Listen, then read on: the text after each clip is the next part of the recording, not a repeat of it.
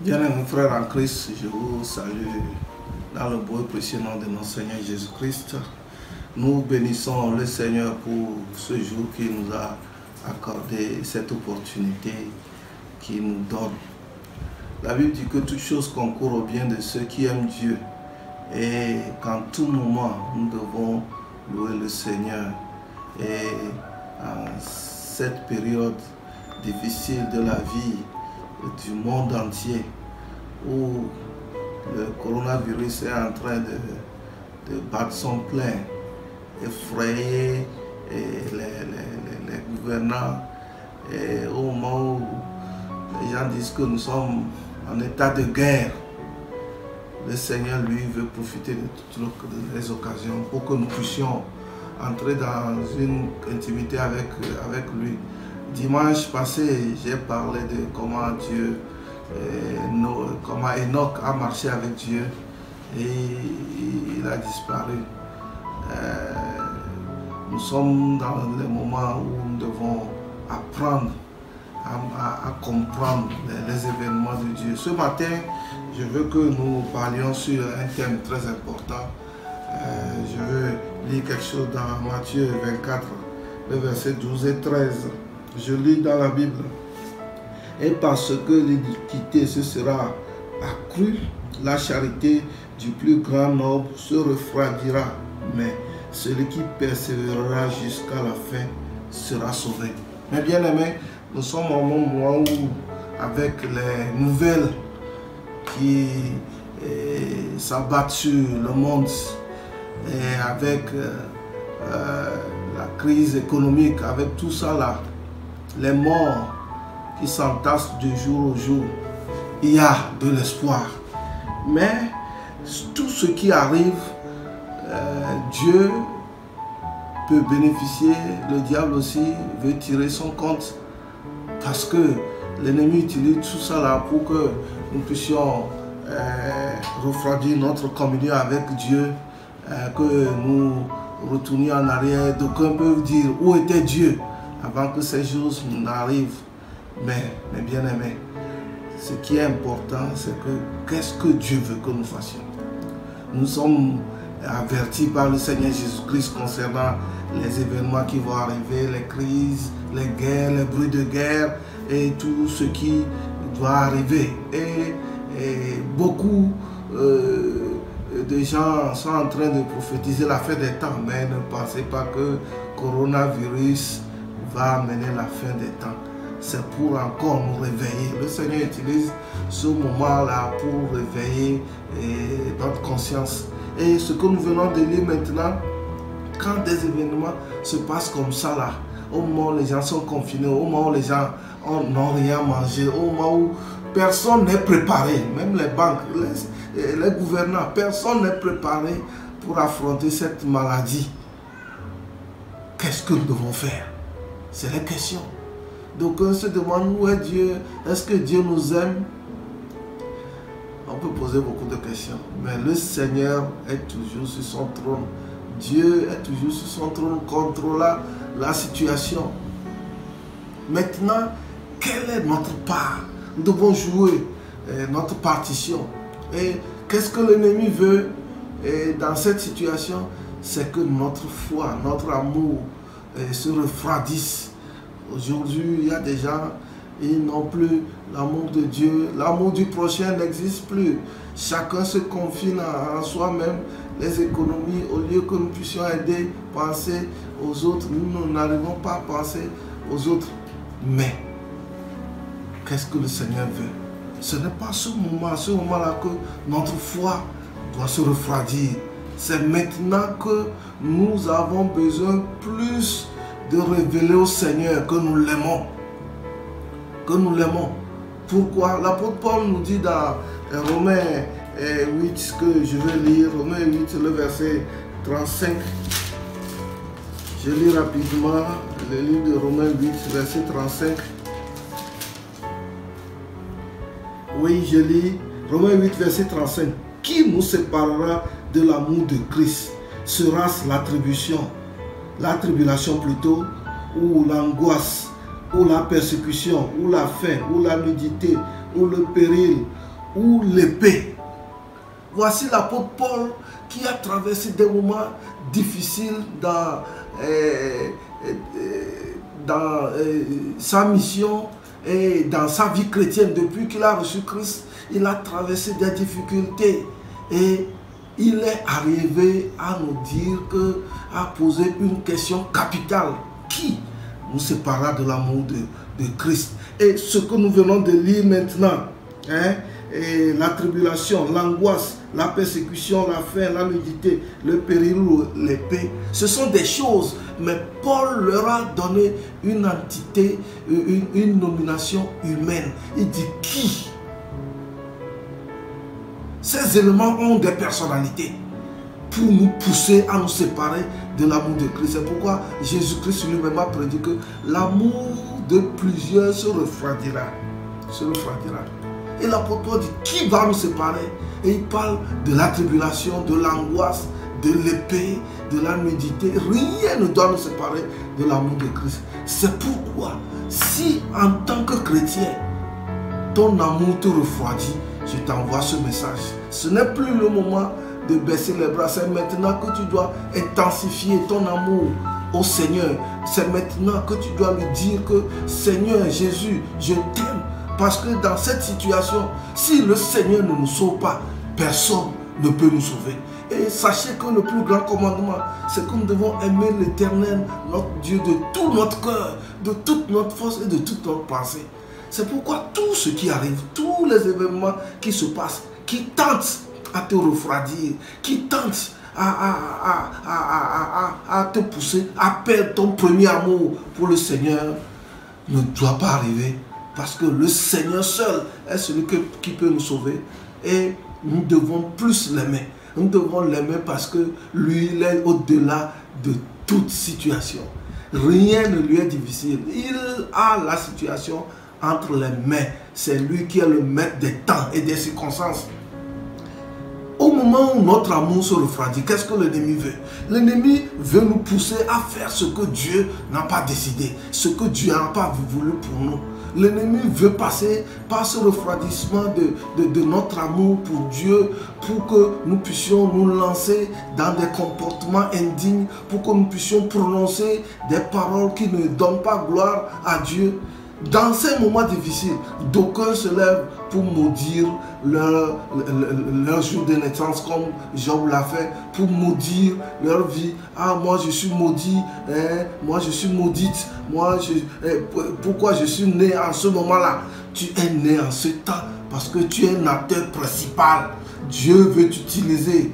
Tu es un instrument de Dieu. Tu es un partenaire efficace de Dieu. Dieu va t'utiliser. Dieu va se servir de toi pour arrêter l'évolution de cette pandémie. Parce que j'ai l'habitude de dire que cette pandémie, il y a un esprit qui est derrière. Ce n'est pas seulement, même si c'est les hommes qui ont inventé ça, même si c'est quelque chose qui arrive, il y a un esprit derrière. Et Dieu va nous utiliser. C'est pourquoi l'apôtre Paul dit, rien ne doit nous séparer de cet amour. Voyons, écoutons ce qu'il continue par dire dans Romains 8. Dans Romains 8, à partir du verset 37. Mais dans toutes ces choses, nous sommes plus que vainqueurs par celui qui nous a aimés. Mon frère, tu es vainqueur. Si tu es vainqueur, ma soeur, si tu es vainqueur, tu dois plutôt aimer Jésus-Christ. Tu dois plus aimer Jésus-Christ que cet amour qui est en train de se refroidir. Parce que peut-être aujourd'hui, tu n'as rien trouvé à manger. Tu peux me dire que tu ne t'es pas préparé. Nul ne s'est préparé. Personne ne s'est préparé. Même les grands de ce monde, les décideurs politiques, même les médecins, personne ne s'est préparé. Personne ne s'est préparé. Quand nous écoutons les informations, combien de conseils des ministres les gouvernants n'organisent pas? Et c'est ce qu'ils nous annoncent, les rencontres qui se font dans les coulisses, les conseillers médicaux, tout ça là, les conseillers militaires, tout ce qui se passe. Mais bien aimé, il y a un seul qui dépasse toutes les situations. Et ce n'est pas le moment de le mettre à l'écart. C'est le moment où tu dois tous les matins, à tout moment, tu dis, Jésus, je t'aime. Seigneur Jésus, je t'aime. Seigneur, malgré tout, je t'aime. Parce que rien ne doit nous séparer de cet amour. Et l'apôtre Paul dit, en toute chose, nous sommes plus que vainqueurs. Mon frère, tu es déjà vainqueur. Tu as vaincu. Ma soeur, tu as déjà vaincu. Tu as déjà vaincu cette maladie et les effets collatéraux que cette maladie peuvent causer. Maintenant, tu n'as rien mangé. Peut-être que tu as fait un prêt quelque part et tu fais les calculs. Et comment vais-je gérer cette situation? Il y a quelqu'un qui est là. Notre Seigneur Jésus-Christ. Au moment où tout est fini, au moment où tout espoir est fini, l'apôtre Paul nous dit dans Romains 4 que Abraham espérait contre toute espérance parce qu'il aimait encore Jésus, parce qu'il l'aimait encore. C'est pourquoi nous ne sommes plus que vainqueurs. Écoutons ce que l'apôtre Paul continue par à dire dans le verset 38. Car j'ai l'assurance que ni la mort, ni la vie, ni les anges, ni les dominations, ni les choses présentes, ni les choses à venir, ni les puissances, ni les hauteurs, ni la profondeur, ni aucune autre créature ne pourra nous séparer de l'amour de Dieu manifeste en Jésus-Christ. Pourquoi? Jésus-Christ a vaincu la mort.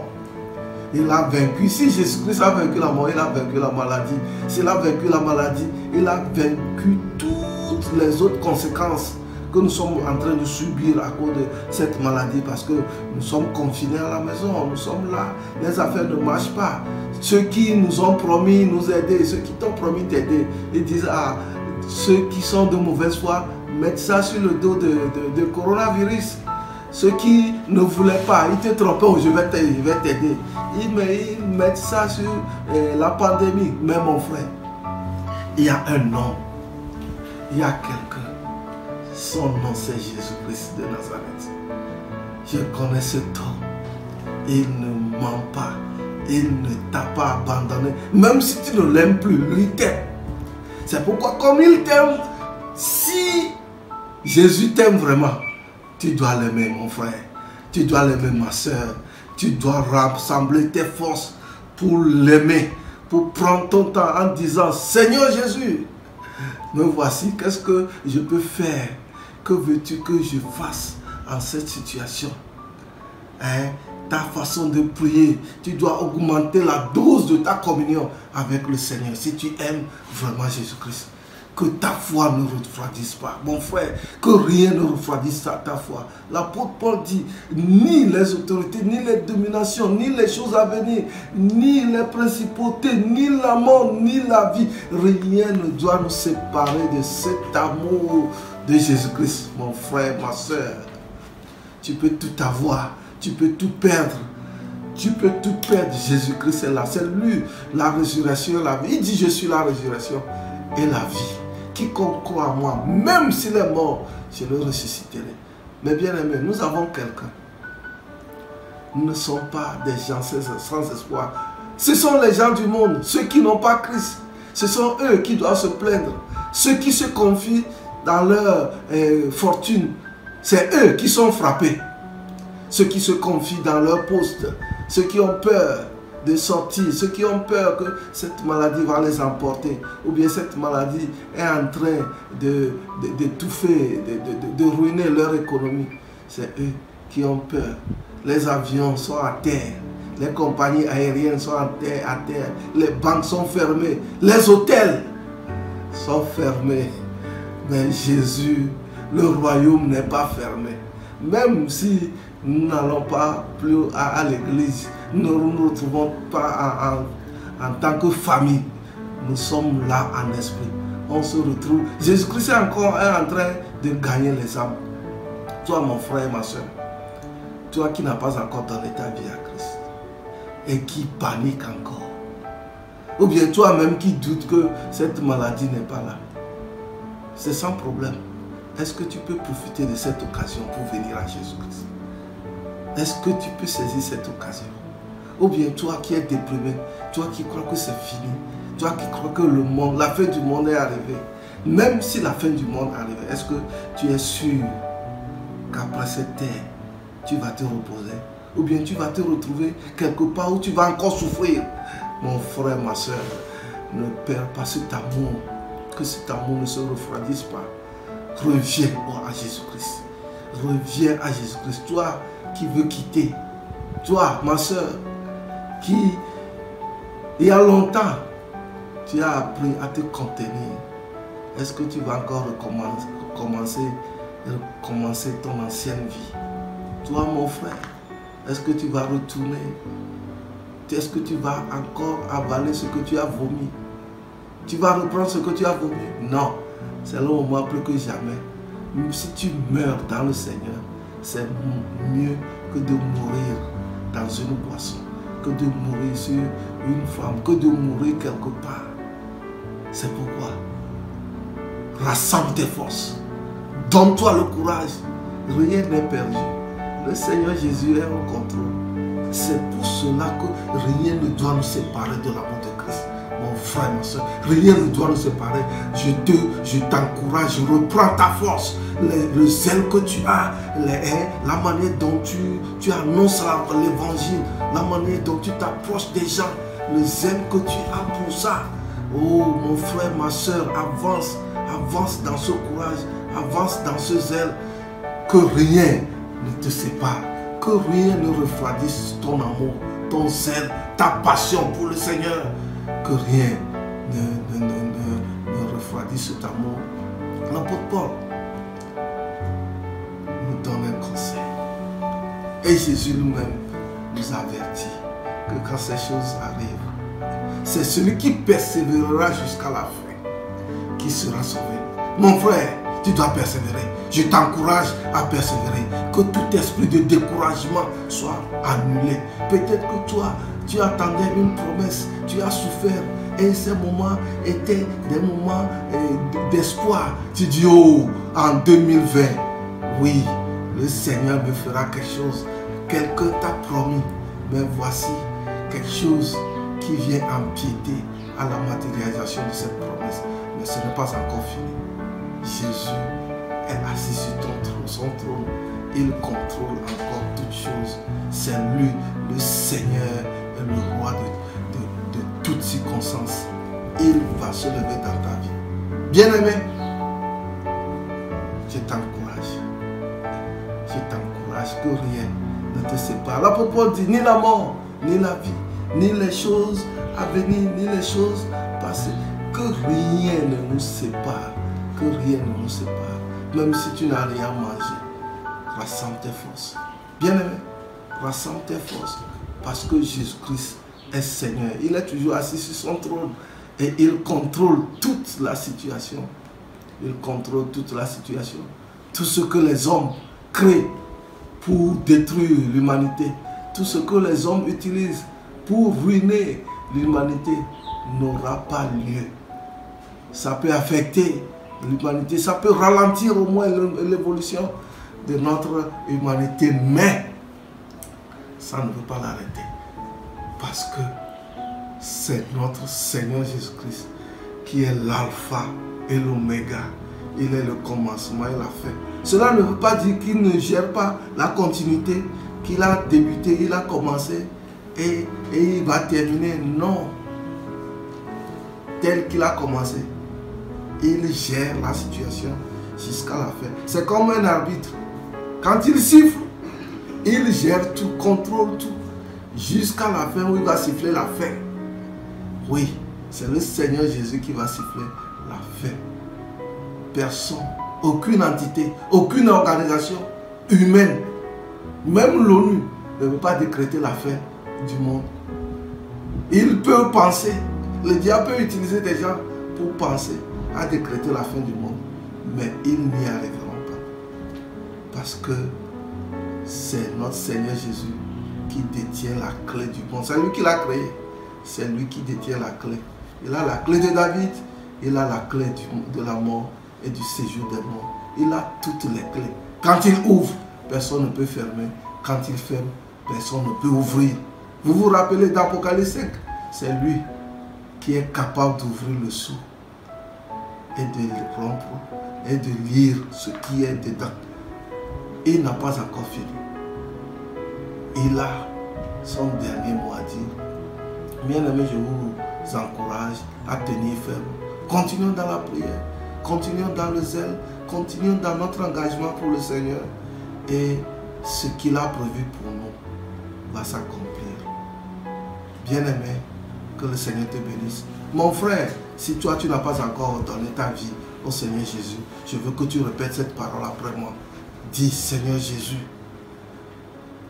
tu es mon Seigneur et mon roi. Tu es mort pour mes péchés. Je te reçois aujourd'hui comme mon Seigneur et mon roi. Viens dans ma vie. Efface mon nom du livre de la condamnation. Écris mon nom dans le livre de vie. Seigneur, je te remercie de ce que je suis devenu fils du royaume. Je vais prier avec toi, mon frère. Seigneur Tout-Puissant, donne-nous la force. Tout ce qui est refroidi dans nos vies, que ça reprenne de la chaleur. Le Saint-Esprit, toi qui baptises du Saint-Esprit et qui nous baptise du feu, que le feu du Saint-Esprit nous ranime et que nous puissions aller de l'avant. Que celui qui est découragé, que celui qui est abattu soit fortifié. Seigneur, merci parce que tu es là. Merci parce que tu domines même sur cette maladie, sur cette pandémie. Reçois la gloire pour l'intelligence que tu donnes aux gens. Seigneur, pour que cette situation trouve une solution durable. Béni sois-tu au nom de Jésus. Amen.